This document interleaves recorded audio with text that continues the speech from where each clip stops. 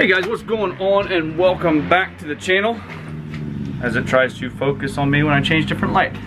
Anyway, we have quite a few things that I would like to get done today. If we can kind of stand with my son riding a dirt bike over there. Anyway, we have, I did get the shifter bracket all out. It's all painted up. Last time we were with us, we did the transmission cooler mount. I decided to go, it's all completely done, painted.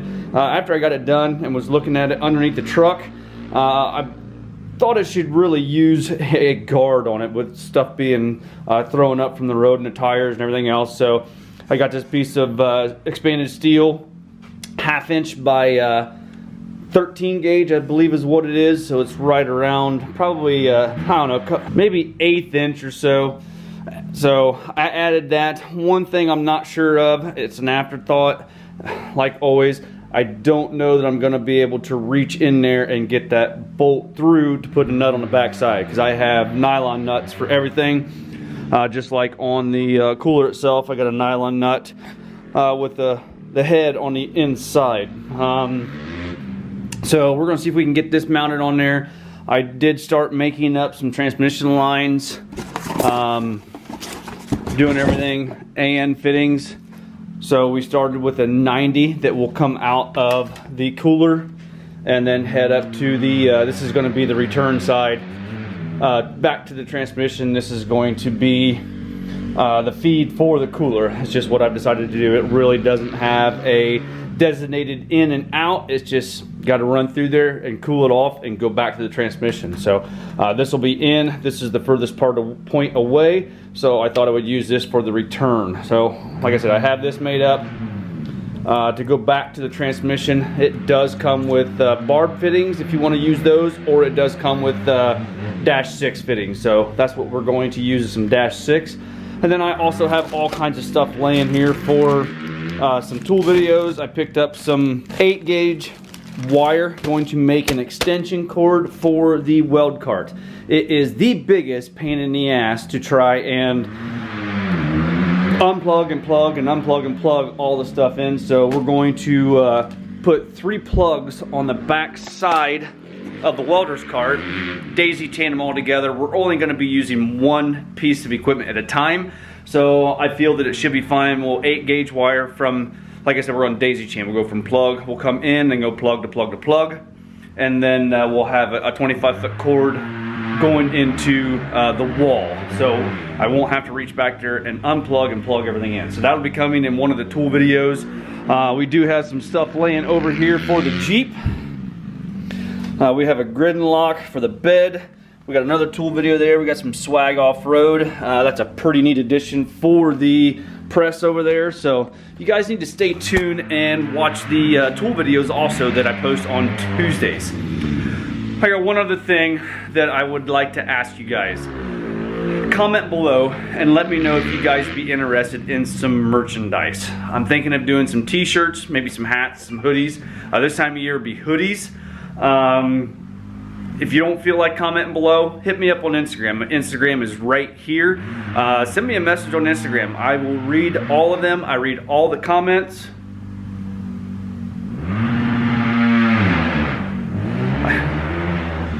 Sorry, watching my son over there. He's doing hole shots. Anyway, like I said, hats, hoodies, 2 different kinds of t-shirts, maybe 3 different kinds of t-shirts.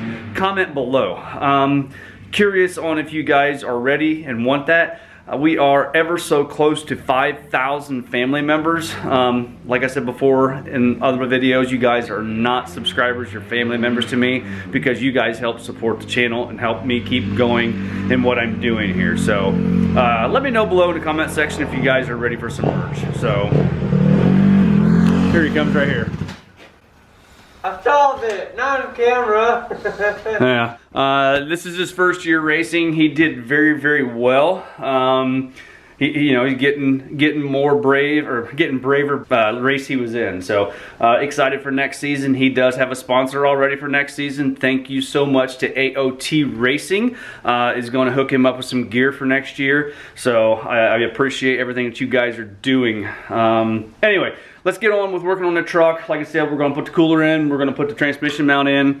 I'm sorry, not the transmission mount. Transmission mount's already in. I gotta get some drive shafts in, shifter mount. All that stuff's gonna go in today and try and get this thing ever so closer to moving under its own power. So let's get at it. All right, first thing we'll do is we'll go ahead and get this shifter bracket put in.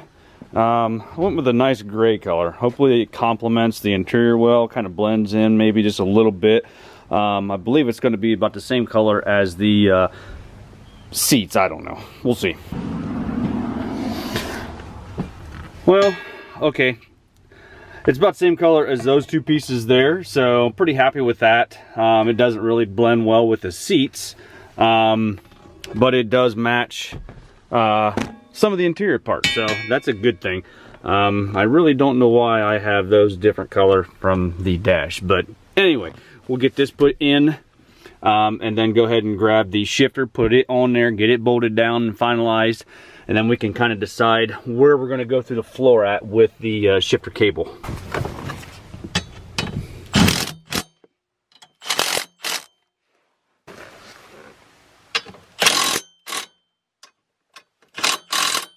All right, that bracket is in. I did put them in with my impact, but I did go back through and check it with my ratchet or a wrench. You can't feel very well with an impact, so I go ahead and use a ratchet or a wrench put on there, get it good and tight, and as we discussed before, and make sure everything's tight. So with that being said and that done, we'll go ahead and grab the shifter, put it on there, like I said, and kind of decide where we're going to go through the floor at with the cable. All right, got all that mounted in its final resting place for the final time. Hopefully it will not come off there. Like I said, I did paint some socket heads to put in there, and then it's just standard quarter 20 hardware on top. There's only one spot on this other side because of a bracket that I was not able to use a lock nut on, so it should be fine. Yeah, really. I'm gonna turn our attention probably to putting a cooler in now, but I do have to figure out, I want to come right there beside the the port, the scan port, the OBD2, there we go, and go through that location someplace. So I need to look under there, see where, look at the tunnel right there where it wraps around and see where everything is in relation to that, so I have a nice even swoop back to the transmission, which is right around, or the linkage, which is right around this area someplace underneath. So we're gonna grab the cooler, see if we can't get that put in place.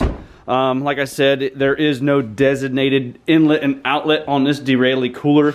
It's just wherever you put it. And then I did look at my book. The front is to the cooler and the return is from the cooler. So this point here is going to be to the cooler, so that's going to go to the oh no, this is going to be from the cooler, this outside one, and then this is going to be the inlet. So that's just what I am going to do. I might actually put an I and an O on this with my Sharpie, just so I know I don't get screwed up. And then especially going back here to where the transmission inlet and outlet is. So all right, I do have the cooler mounted in place, and it's very, very close to the camera. I was right, I was not able to get anything in there to hold on to the head of that bolt. What I did was I had to use a flat washer because it was on one of these big openings. This is a lock nut or a knurled nut. Once it goes on, it cannot back off because of the little teeth on the back side.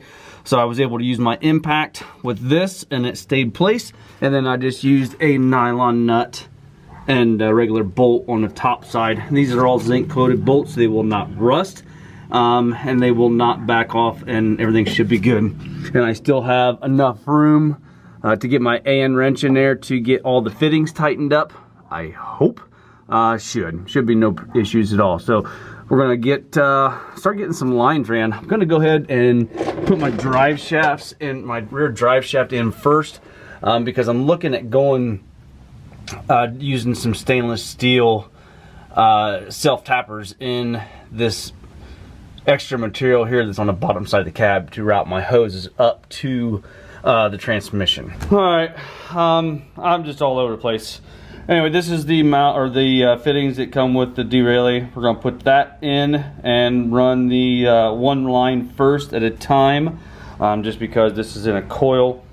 You can see this is my plan here, what I want to do. One is gonna be in, one is gonna be out. I'm gonna use some zip screws or some self-tappers to the some of the flanges on the bottom of the body. So right now I'm gonna go in there and start running some cooler lines and trying to get this transmission buttoned up so we can get some transmission fluid in it. This is what I was talking about here. You can also use this barb that comes with the derailleur also. They got you hooked up pretty good on however you want to run your lines. You can order these in different AN sizes. I just went with a -6 because that's just the most common. I could have bumped up and went with a -8 if I so choose. And then all my fittings came from Amazon. I just ordered a kit. This is Evil Energy on Amazon. I'll put a link in the description for, I believe they do have a store. It is made in China, but we're going to give it a shot and see how the fittings actually work. Yeah, we'll see how it goes. All this stuff just come from Menards. When I was there yesterday, I picked up these, what is a proper name? They are a insulated cable clamp is what these actually are. But we're going to use them as an insulated hose clamp. So I do have some grommets here too to go through the floor for the linkage or for the cable. But this is going to be entirely too big, so I'm going to take these back and get a different size. Alright, this is where I'm at so far. Just trying to figure out the best routing for my lines. Starting with one line, I do have the return from the... I wrote that wrong. That's going to be the return over there to the transmission. I wrote the wrong thing on there, I believe. Yeah, I did. Anyway, that's going to be the return from the cooler to the transmission. So this one's going to get routed around. Like I said, I've got these little hose clamps here with the zip screws. I'm going to take another one and put it right here using the same screw, and the hoses will route together. There is a little false cavity up inside the cab where this comes down. I have one there just to keep it away from the drive shaft right here. And then we have another one right here. All of them will kind of run whatever angle is desired across. I really did want to route it this way, but I kind of wanted to stay away from the exhaust coming through. I thought about going all the way down the frame rail or the body, however it would run, and then up and over the transmission, but then we run into the exhaust right there. And I did put the downpipe in just so I could see different routing alternatives about what I wanted to do. And I did go ahead and put the drive shaft in also. Just have it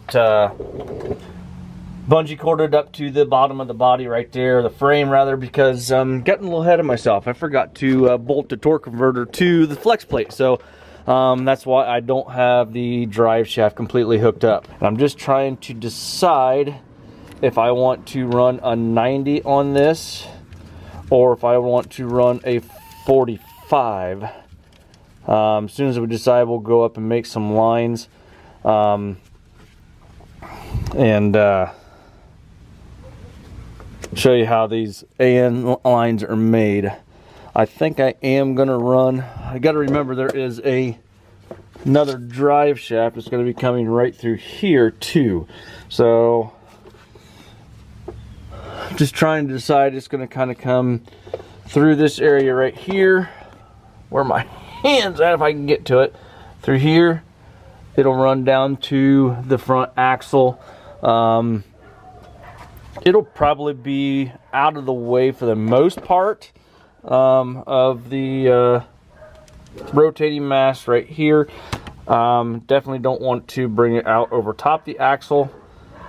So just trying to decide what we want to do as far as these fitting. All right, that's kind of what I'm looking at right there for this return from cooler. Got it routed up and over the extension housing, the transfer case. I did move that eyelet to the center right above the tail section of the transfer case that runs through and then over to the cooler itself. Now I've just got to pull this line back out of here and take it to the bench and make this fitting up. It's just a heck of a lot easier to make these fittings up while they're on the bench. So we can bring this one back out to the truck and it is ready to go. Before I do that, I'm going to go up there and put another 90 on that and take it up there to the cooler, get it fitted, get everything brought over just like I did right here. That way I can go ahead and make up both fittings. I don't know that I'm gonna have the right fittings. I can't remember how many 90s I bought. I know I got like 245s, 290s, 2 straights. I thought I bought an extra 90 just in case for up front here on the feed to the cooler here. This is the output and this is the input from the cooler. So I'm hoping I have another 90 to be able to put on here, but if not, I should be able to make a 45 work. A 45 just won't work on this one just because the way the angle it is on the transmission. So I'm gonna just try and figure things out as we go. This is so tedious and time consuming. It takes just a pretty long time. As far as the TV cable up here, I'm gonna mount it back here to this eyelet. Gonna make a bracket here, bring it out, and I've got a Heim joint up there and some solid rod. We'll go ahead and knock this little ball end off of here and right there, and then we'll be able to pull it back to just about however we want. I think it recommends 80% is what I saw on the Anteater. So just trying to make sure everything has adequate clearance. All right, when putting these fittings together, I like to take and burn this nylon just a little bit, not a whole lot. It just helps keep it in place just a little bit. And then these are a lefty tighty, righty loosey. So when you're putting this outside collar on, it's not gonna righty tighty, it's gonna lefty tighty. So make sure and get all of your nylon in there.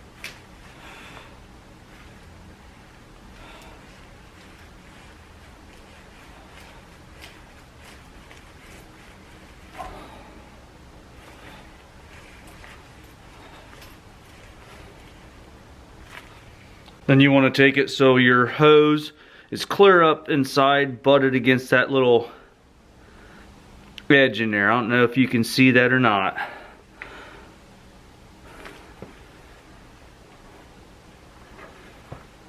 Inside there is some threads that the hose will, you can see those threads right there. Those are a left-handed thread.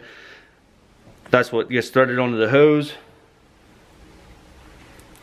And then you have your threads that are on your fitting and then that are inside the collar.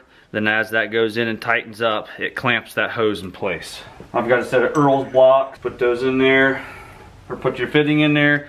Put some oil on there just to aid in assembly. Put it in there and you just threaded that in place then. And then I've got an AN wrench also. This is just an adjustable one that I can use on anything from 0 to 16 0 to 16.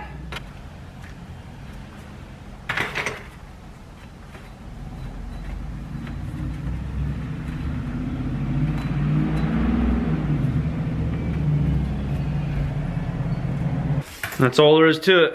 This one is made. This hose is completely made up and ready to go back in the truck. I did decide to go with 90s on both ends. I only took one at a time out, that way they didn't get mixed up. I'll grab that other one out of there and get it made up and get everything fastened up and tightened up. All right, transmission lines are all done. There's the top of the cooler. Like I said, I wrote that down wrong. This is supposed to be the inside here on the innermost frame, and then that's supposed to be the out on the other side. But I'll have to grab some brake clean and get that cleaned off that aluminum so I don't get screwed up in the future. And they just run along. I have them just I've got those hose clamps there, those insulated hose clamps or pipe clamps, whatever you want to call them. And then I do have just some zip screws going up through there. They're zinc coated, so hopefully they won't rust. Different places, like I said. Got some more of them right there. And then we do have them connected to the transmission up here also. Everything's going up and out of the way from the four-wheel drive linkage to the TV cable and the shifter linkage, so all should be good there. All right, with that, I was able to scratch yet one more thing off the list. So that takes care of the cooler mount and the cooler lines as far as the transmission. That is done. Shifter bracket is done. We do need to address the bottom side of the transmission shifter bracket, or the cable bracket, whatever you want to call it. Actually, we could scratch that completely off the list and add another one. We'll just scratch this off. Get rid of that both right there. And down here on the bottom, we will put cable bracket.